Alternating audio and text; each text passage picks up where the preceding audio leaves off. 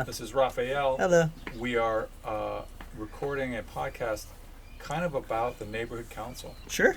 But before we get into that, Okay. I want to talk about Wrestlemania. Because you got a Wrestlemania shirt on. I do. And you just sort of like triggered something in my mind, which is sort of describe again what it is about Wrestlemania that makes every show satisfying. Yeah, well, it's just like, it is competition. It is sports, people always are like, oh, well, wrestling's fake or whatever, but I mean, those dudes are like really impressive, incredible athletes. Doing wild and crazy stuff man, for like for sure. size. And, it was a thing when I was a kid and it just, there's that nostalgia to it. But at the same time, these guys are like out there doing their thing and, especially sporting events and stuff, and like how much it costs these days. Like I've been to plenty of baseball games and they're just like, sometimes they're boring. It's like you go all the way out there, you pay for parking, you do all this stuff, and the game is just like not really all that incredible. Yep. Nothing really going on. But it was like WrestleMania, you get a bang for your buck for sure. It's like, and you said a good thing. I think it was about like that bottom of the ninth. Yeah, exactly. 2 outs, exactly.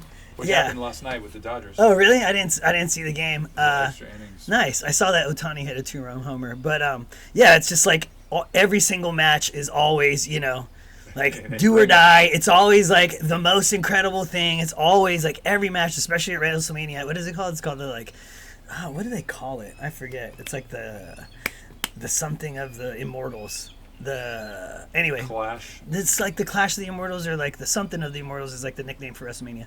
But it's like every single match. It's like always to the death. It's always like bottom of the ninth, like full count, like it's do or die, tie game. This is for the championship, right. Like when you're in your backyard, like thinking, oh yeah, this is, you're shooting your 3-pointer, you're like, this is for the championship, and every shot you're like trying to pretend. I'm still trying to figure out what it is that what it is that I get from sports, because this last year I've been not watching the games, but watching like the analysis of the games. Okay, yeah. And I'm like, that's what I needed, is just that distraction. For sure. And that story, and that there's something about guys connecting, not just guys, but people connecting over the subject of competition. Yeah, for sure. And I mean, I'm an accountant by trade, as they say.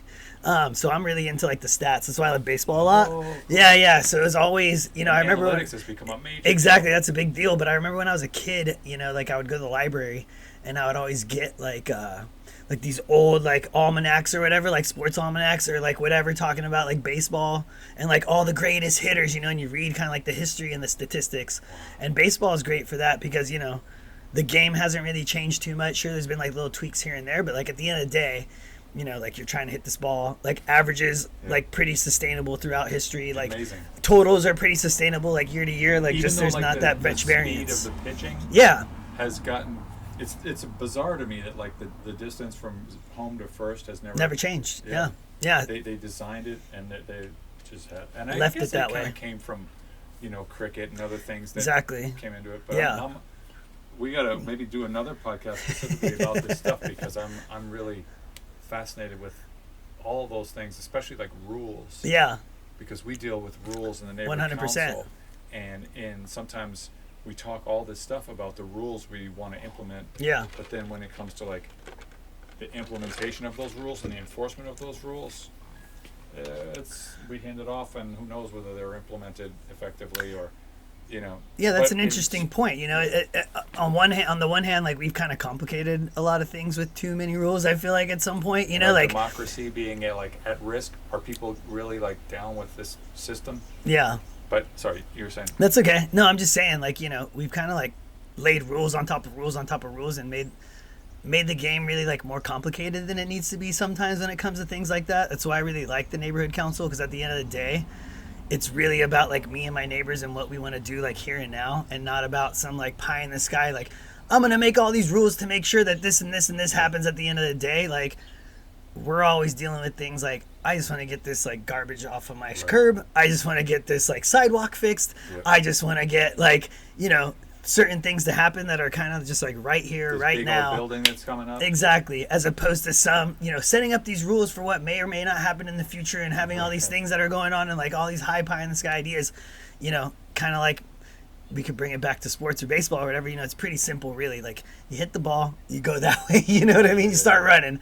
And so that's kind of the thing I really like about like what we do at the neighborhood council, is because it's really just like this tangible, very kind of almost simple thing that's just about like people getting along, living in a neighborhood, being together. And again, those rules, I mean, we've lived like this for thousands of years, right? We didn't always have like such a structured way to do it, but we've always learned how to like get along and stuff like that. People have been living with each other since like the beginning, right? I'm glad we're transitioning in that, because you're the chair of the Echo Park Neighborhood Council, and how long have you been on the neighborhood council? Maybe like a year, a little bit more. Yeah, I kind of just joined to kind of do something. How did you find out about it? Were you like aware of neighborhood councils? I was somewhat aware of it, but I think where I really found out about our particular neighborhood council was at Lotus Festival, either 2 or 3 years ago.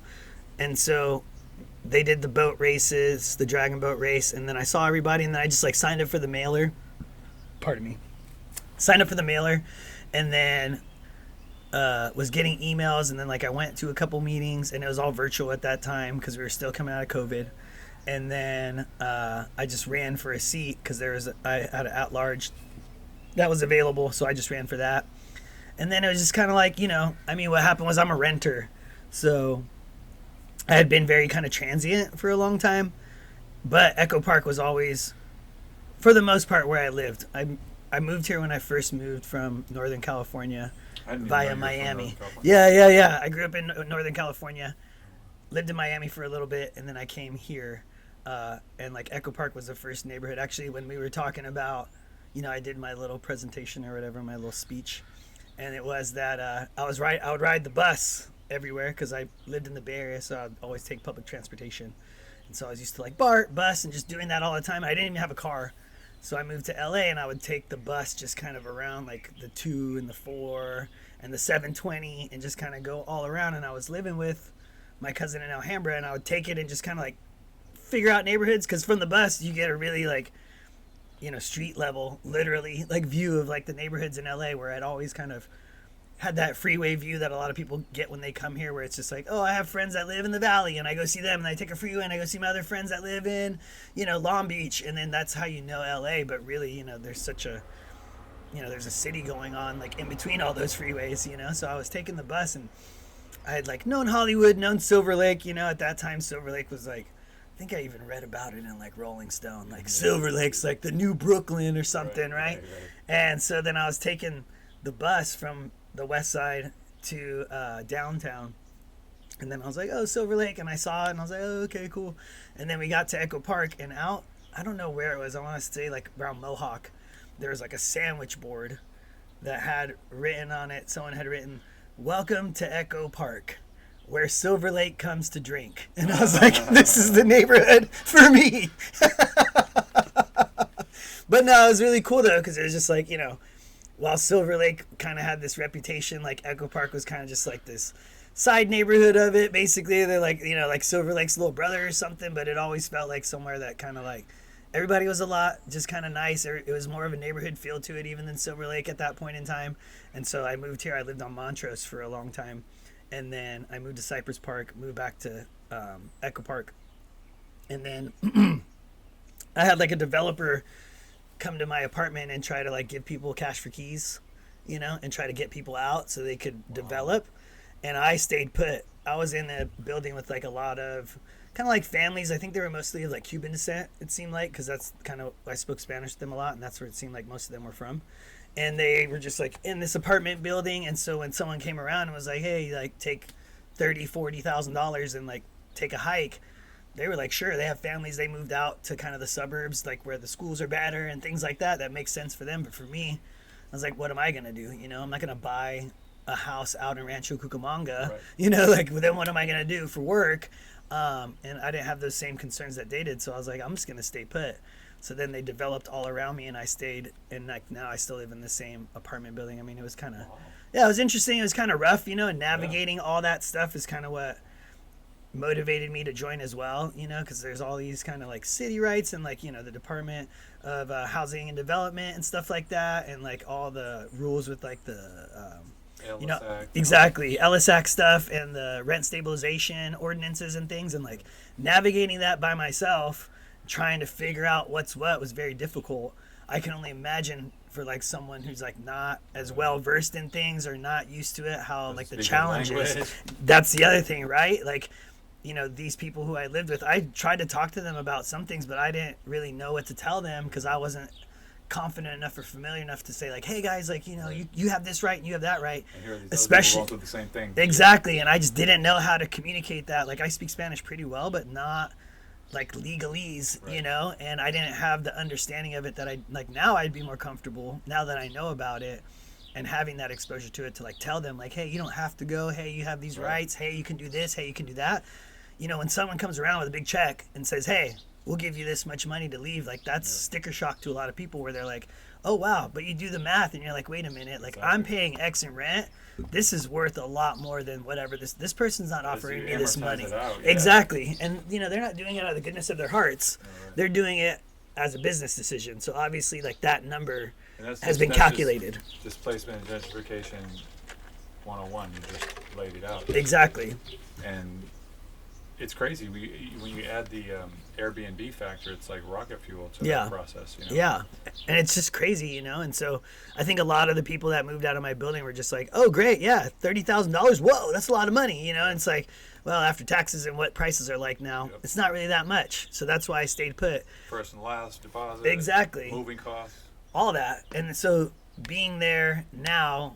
And now that I've kind of like gone through that and stayed, and I'm pretty stable, I guess, even in my rental at this point in time, then I was like, okay, I can kind of join some kind of neighborhood council and be confident that I'll be around and stuff, you know, because like I said, as I had been transient for so long, that was really like the motivation to kind of like get more involved, you know, all that kind of thing. That's so cool. We've been you know, on the neighborhood council together for a long time, but we haven't had a chance to. I don't know that, and that sort of like informs a ton about like what issues we can get to on the neighborhood council.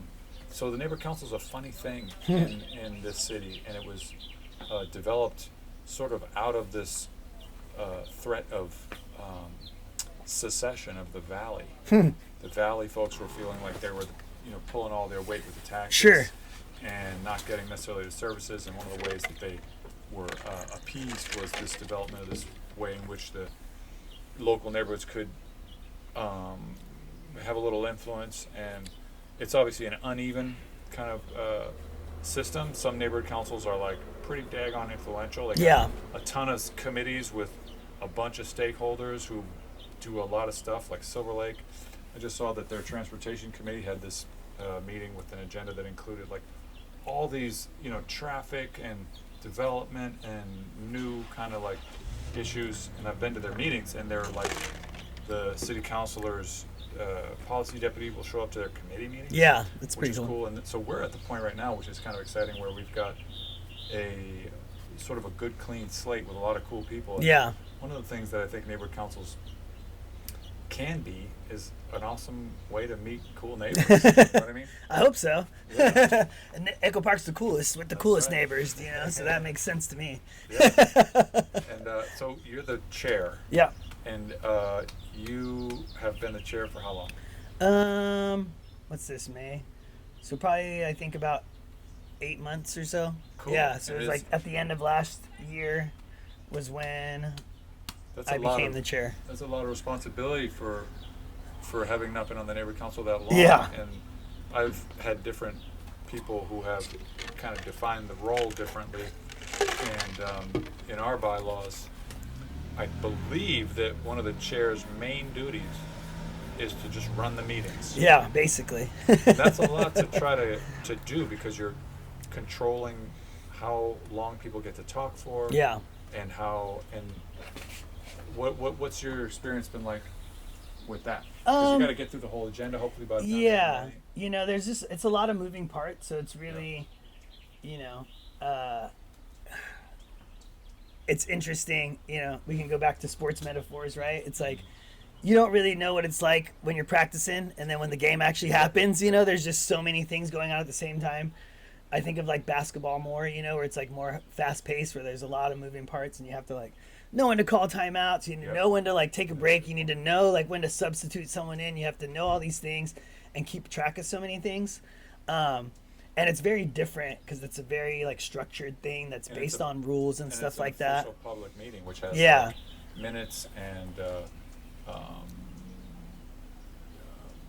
rules around like order, making motions. Yeah, order. Yeah, and amendments to motions and taking votes. Yeah, and giving people time. And it's wild because I've been very impressed with the way that you've been able to, run the meetings. Because nice. People, thanks. Yeah, it's always difficult too because while there is that kind of structure and there is like set rules and things, it's also again like we're saying like our neighbors, and these are all important issues. Like any person who comes that want to bring something up, they're showing up. I want to give them respect and the time.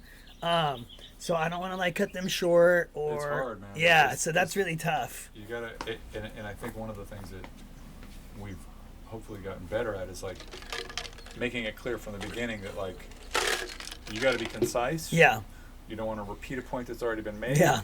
If there are 10 people on the supporting a motion and one person on the other side, main point is that you got to let that minority speak. And if 10 people are going to like take up all the time repeating the same point, it's hard to tell somebody who's come out to a meeting like, guys, like figure out what your bullet points are, because we got 5 minutes total for this whole agenda item, and give the minority an opportunity to make their point.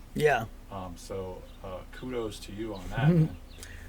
People get very passionate about stuff, especially when it comes to like developments happening near their home, and it's such a struggle to have like people who feel threatened that their property value is going to be threatened by some apartment building going up. I mean, like I said, like you're saying too, it's like people come to these meetings, they have very passionate opinions and things like that, but we also want to again, we're all together in this, we want to hear both sides. We want to get different sides of the story, different takes on things. A lot of times too, like who knows if those 10 people are just the 10 people that have the most free time to be able to speak on it. And if that's really how everybody feels in the neighborhood about this, it's kind of like the squeaky wheel thing, that'll get the grease, but does that necessarily mean that that's the most important thing that needs to be fixed? Exactly. So, I always want to keep that in mind as well. But the other thing is, with the neighborhood council in the state that it was in, kind of as we've joined it, it was very much, I don't know, a lot of people had left it felt like, and there had been... It's a volunteer thing, which is something that's like, it's a volunteer thing, and it can be a very overwhelming. So when people's term is over, a lot of times you have a lot of people who leave, and then there's this brand new people who have to learn all exactly. So there's like a lot of like intellectual or like knowledge kind of exodus, where if there's might be one person on the neighborhood council who kind of knows everything, had run everything, knows how everything goes, and just kind of knows it like the back of their hand. And if they just leave, that's kind of it. That knowledge just goes out into the ether. There wasn't. Reinventing the wheel. There's not some like notebook. I didn't get any like onboarding or training or anything like that. It was all just kind of me trying to figure it out on my own. That stuff exists, and I've been on the neighborhood council for like over the course of maybe 10 years, I think, and there have been different programs that they do to have onboarding, and the neighborhood congress is a great way. But definitely kind of like getting people who were on the neighborhood council to kind of like continue to serve as like coaches whatnot, or even stakeholders or anything like that. It's difficult. And I think too, like I mean, from what I've heard, there's a lot of like kind of struggle, animosity, drama and things. So I think that also led to some of that, where those people who did have the knowledge were kind of just like upset about it, about the way things ended, and so therefore just kind of like dropped it and didn't want to continue to help. But I think that's another main thing that we need to do right now, just like as a tangent, in Echo Park, is really like kind of open up the doors or welcome back in anybody who might have been like spurned in the past by whatever was going on. I don't know. I think it's important to even have that, like just make sure we're out there doing like outreach in our own ways, and like telling people to come to the meetings, telling people to stop by, telling people to like voice their opinion, that they will be heard, they won't be, you know, like shouted down or anything like that, which I'm sure can happen from time to time, you know. But that's it hasn't not happened since you've been there. Yeah. I can tell you that before you were there were a lot of meetings that descended into dysfunction and chaos. Well, I shouldn't say that. Way before. Yeah. There's sort of like a notorious history of some wild and crazy drama. Yeah. But you wouldn't think, right, on the neighborhood council, but like I mean, one of the things that's kind of wild that relates to what we were talking about is that like when people they support one thing and someone's opposed to something, and they take it personal. Yeah. If their view or whatever is not victorious. Sure. And so it's people are sore losers. Yeah, it's kind of a real education into like how politics has these traps that can happen because people will hold grudges. Yeah. And getting people to sort of oh, sorry. No worries. Getting people to like know that there's no like kind of camps or grudges. Yeah. It's not that easy. Yeah, no, but it's kind of crazy that you say that, you know, because it's even that extends to like, you know, our national politics at the time. It seems like that like is now like the main motivating factor of like even our politics like in this day and age as far as like on a national scale. It's all about like grievances and all about like how I've been wronged in the past and like I've been hurt in some weird way and now exactly, and it's us versus them instead of this like collaborative thing. It's turned into like picking sides, winners and losers, all these kind of things. People are getting upset when they lose, and that is become like just the narrative now, it seems like, in like national politics, which again, why I really like the neighborhood council is because it's not about that, you know. It's about like I'm saying, getting everybody wants cleaner streets, everybody wants like no potholes, everybody wants like easier parking, traffic easement, like, you know, development that's like, you know, good for the yeah, that's beneficial for everybody. You know, everybody loves it when, you know, while gentrification and all these things happen, I mean, people like it when they can walk around in their neighborhood and like get a coffee or like go to the grocery store and they don't have to drive miles away to get, you know, healthy food or just all these things. And it all kind of like works together, and it all can be, I mean, maybe I'm just optimistic, you know, it all can be like solved, I think, you know, in a way, and maybe not in the way that everybody thinks it should or that'll make everybody happy, but in a way that will work for everybody, hopefully, you know. I kind of like to, even though I think sports is overused as a metaphor, I like to sort of think about how if you're kind of a team player, and even if the sort of strategy that you would have preferred is not the strategy that the group agrees to, you got to buy in for sure. Try that's kind of like because we're all, and at the same time too, you know, again, sports metaphors, but it's just like we're on the topic, and we have been since the beginning, and we have the Olympics coming up. There you go. And it's baseball season, and and the Celtics, you know, just won the title. Boo.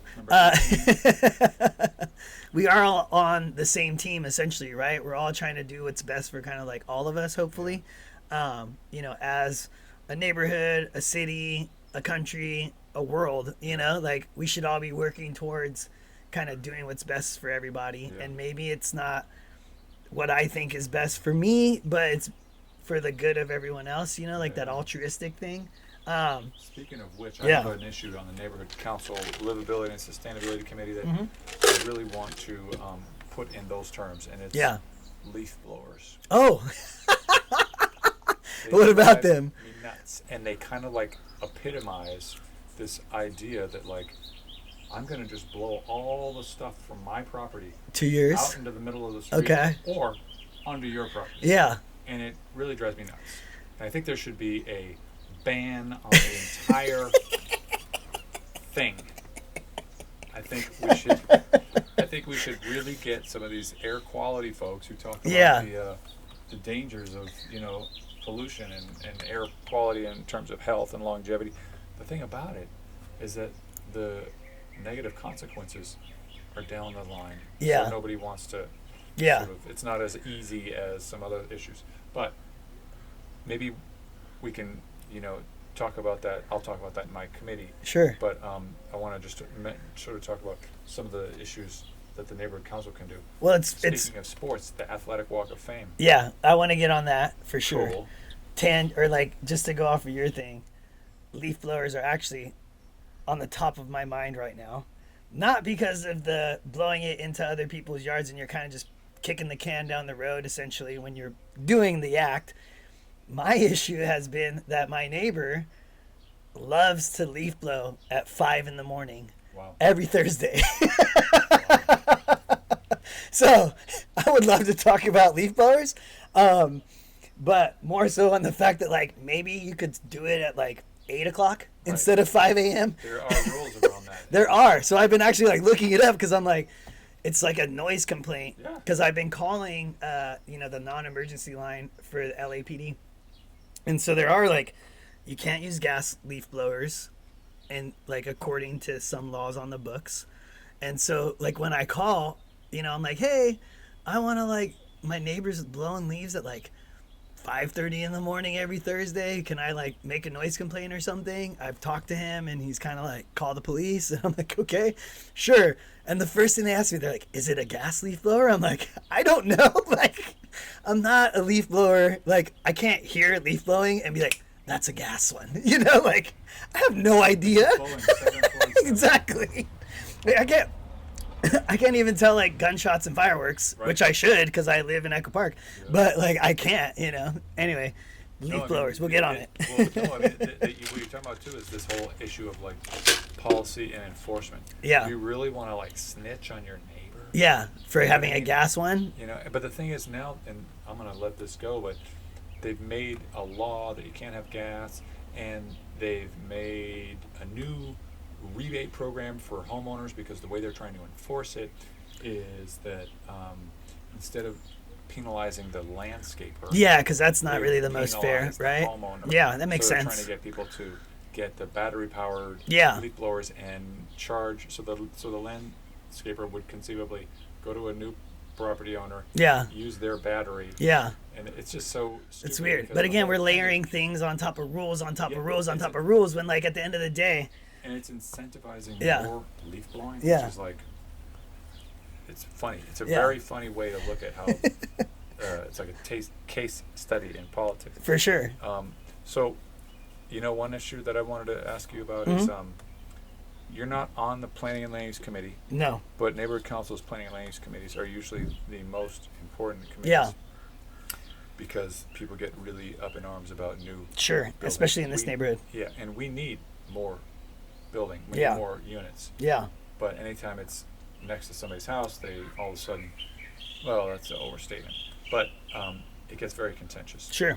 We actually happen to have this bizarre, lucky situation where along Sunset Boulevard, there's this transit-oriented communities density bonus where they can build more units because it's right along a public transit line. Yep.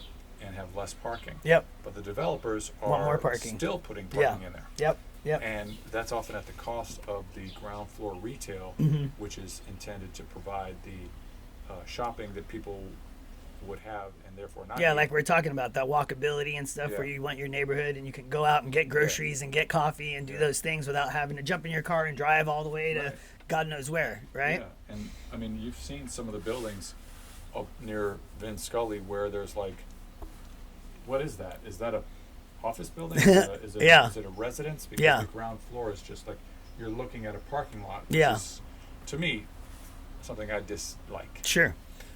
So how do we communicate to the developers that like there are going to be people who will want to live in these places and pay market rates and not have to have a car? Yeah. The future is, gonna hopefully involve more public transit. So that's one of the struggles we've had. But have you been on any of those? I've gone to the meetings a couple of times. Again, as like kind of a newer board member, I feel like you can't go to every meeting. Exactly, it's very difficult to go to every meeting. But I've been focusing more on outreach in the short term, just because I feel like what we really need is participation. If we're exactly, and if we're all sitting there debating topics of housing and development amongst three of us, we turn into just like an echo chamber. So my focus has been to up the participation, up the board membership, up the exposure. That way, when we do have these meetings, when we do have these discussions, people know where to go. People know how to voice their opinion. People know that they are welcome to come and that we encourage them to come and participate. And bonus, you get to meet your cool neighbors, hang out, deal with them on a face-to-face basis instead of what schools their kids go to. Exactly, what you might have in common, as opposed to, getting on some Reddit, and like terrorizing people or something like that about your opinion on this issue or that issue. I feel like, again, too, in real life, in person, it's a lot more difficult to, have the, for lack of a better term, to be a dick to your neighbors, What are some of the strategies for, we got Lotus Festival coming up. Yep. I'm hoping that we can record the meetings. Yeah. Which we legally can. Sure. And eventually get enough people to vote on having hybrid Zoom. Yeah. I think all those things, again, like encouraging more participation, even just the basic thing of like having regularly scheduled meetings so that people know that if they show up at a certain place or time, that's going to happen. Because, it happens to all of us. We get busy.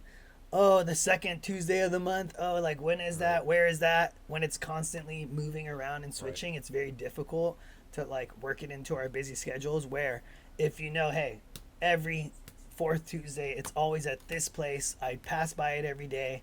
I'm constantly reminded of it because it's on Instagram, it's on Facebook, it's on the newsletter. Probably after like 3 or 4 times, even if you're very busy, you'll stop by. So I think even that, like having a physical space and a place to like meet and having it happen consistently is important. Participating, getting out there into the community and like, kind of getting that awareness out there. We do have Lotus Festival, which is coming up next month. I think it's July 14th and 15th. I don't remember whatever that weekend is. I don't remember the exact dates. We have Echo Park Rising, which is my favorite thing that happens in the neighborhood. It's like a free music festival in Echo Park that I think is just like awesome. I love music, and so it's really something cool about something that I really like to do. And just getting out there, like I said, and just talking to people. We had a hike this morning. That was really nice. That was around stairs in the neighborhood. We had 10 people show up, and 3 of us are from the neighborhood council, and like tell people to like come to meetings, stop by, follow us on Instagram, all that. Because I just feel like that outreach part is what's been missing. I looked at our Instagram, and not that I'm the most Instagram savvy, TikTok-y type of guy, but, I was looking at it and I was like, what is this? The pictures on there were like not engaging, not a lot of things going on. We're like, hey, if you, as much as like you're saying, right? That's like that dichotomy, right? As much as it is about rules and this and that, what's really going to get people to come out, I think, is like, hey, it's actually like something cool, something fun. You get to meet your neighbors. You can participate. You can give back in a way that doesn't need to be like so rigid rules. Oh, sit in a meeting, this and that. Like at the end of the day, there are like these fun events and these cool things that happen as a result of like giving back. And I think that especially nowadays, we're all so like politically aware, and everybody has their opinion on politics and everything in this narrative. And it's like, hey, you know what? You can talk a lot. You can get upset on the internet or whatever. But really, like, if you want to really make your opinion known, if you really want to make an impact and a difference, like, just walk out there, talk to your neighbor, get this pothole fixed, get this trash taken away. Find out about 311. Yeah, for sure. We got the senior lead officer. Yep. Who comes and give us a report about crime in the neighborhood. We've got elected officials who come and give us updates about what they are working on. We've got fire department comes through. Yep. The mayor's office. Yep. One of the things I think is kind of cool is that, and hopefully in the future we can do, is get people to at least know, like, okay, so this is my city councilor. Yep. This is their district. Mm-hmm. This is my, state assembly person. Yeah. And what are the different things that they're responsible for? Exactly. What are the county districts? Yep. What's the police district? Yep. What's our federal?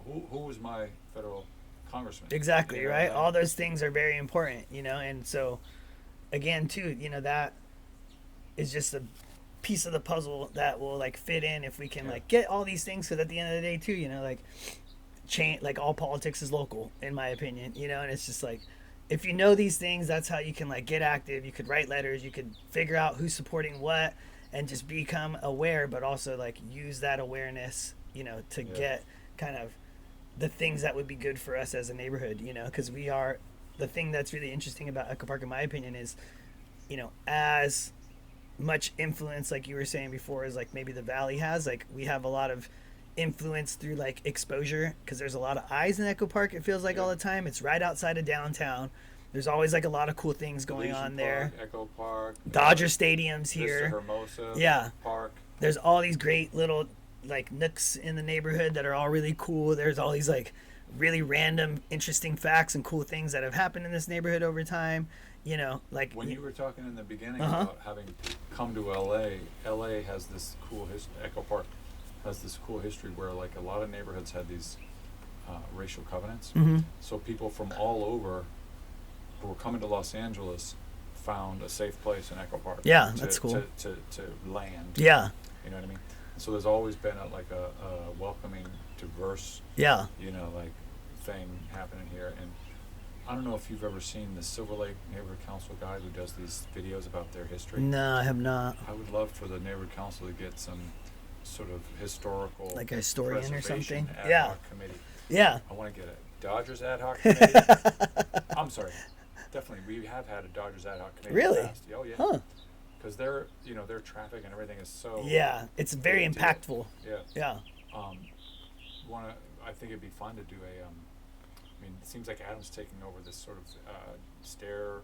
Yeah, and he's got a lot of interesting, you know, on that hike today. He had a lot of interesting, like, kind of historical facts, and I guess he's, as he described it, he's like a land covenant nerd or something, which I don't even know what that means. But he's like literally has what is that called? Like property line maps and things like that he's got in his pocket, because we're like going through all these like staircases that like cut through what you would think is someone's like property line, but actually he like has studied and knows that this thing is actually part of public land. And we're like going through all these things, and I'm like, geez, they're like going through someone's backyard. He's like, no, this pathway was like built by the city in like 1929, and this is public land. And I was like, oh, okay, cool. He's like, I got it in my pocket just in case anybody wants to come at us like legally. I'm like, all right, that's cool.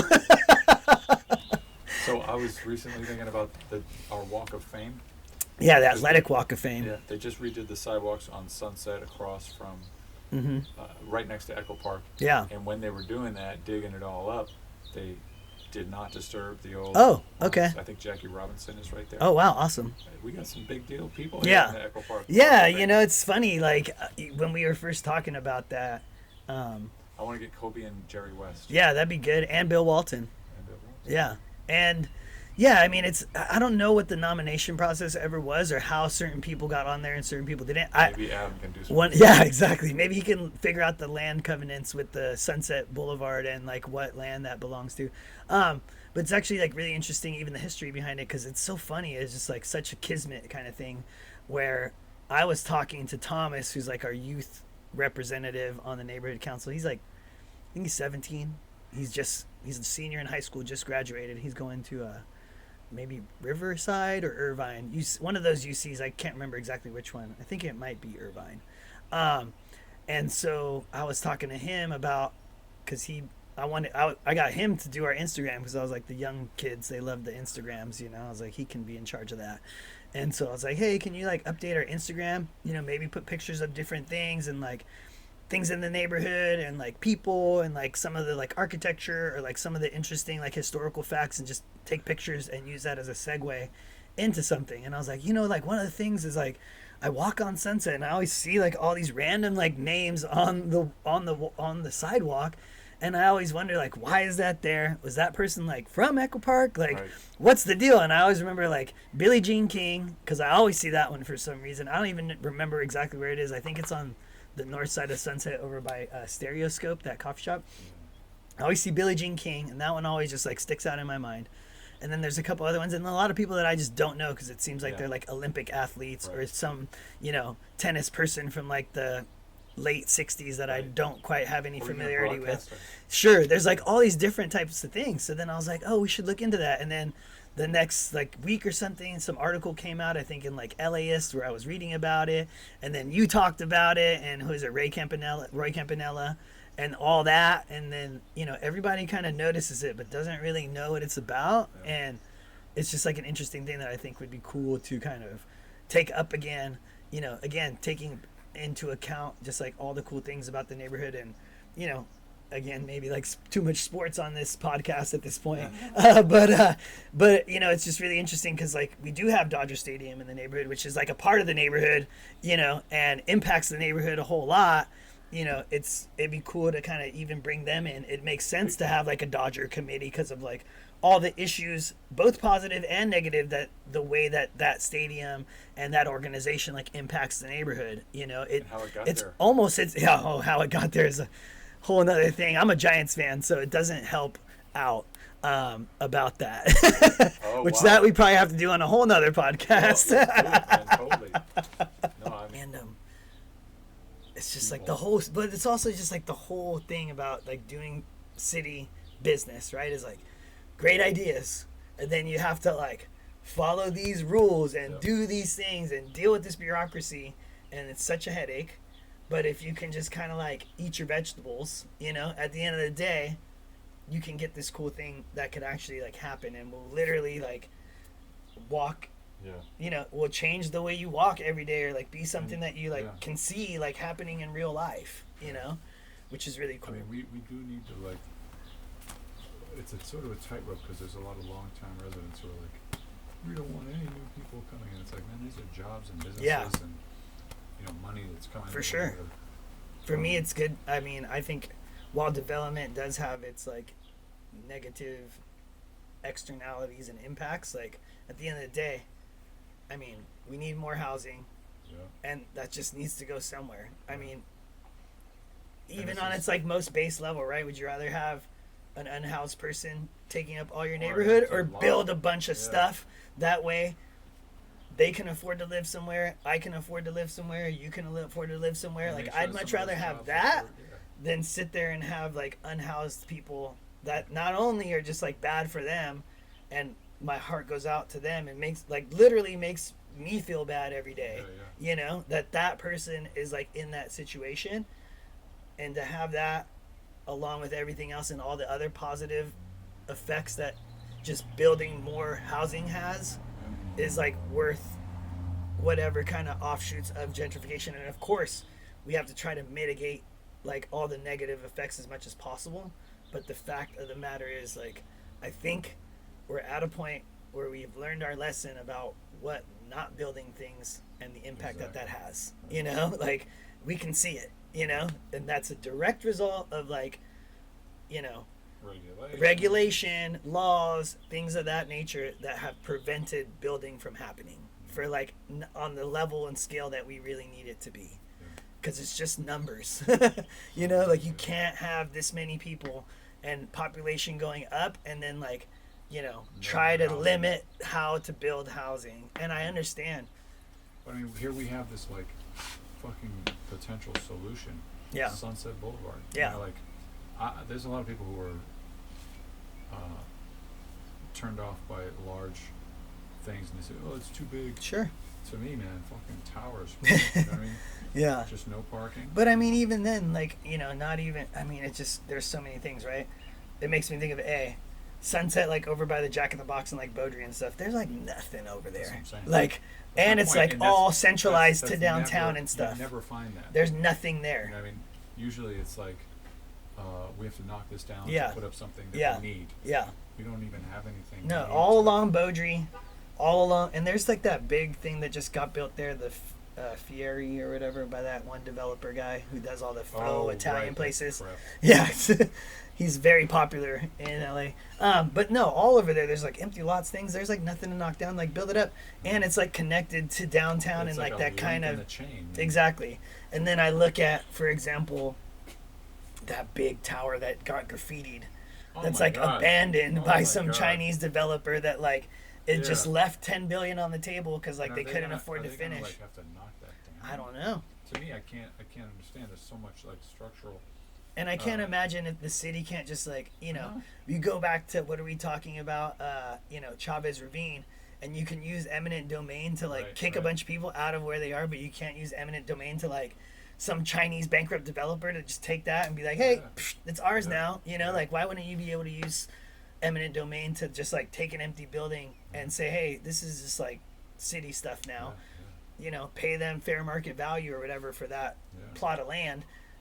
But then it's already there. You could, I'm sure the city could like make that into like affordable housing quicker than they could get all the approvals for projects, et cetera, that it would take to like build something from scratch. I don't know how that works. That's the kind of shit that like I feel like there's this wall between people and the government, which is like, how could you let that happen? Yeah.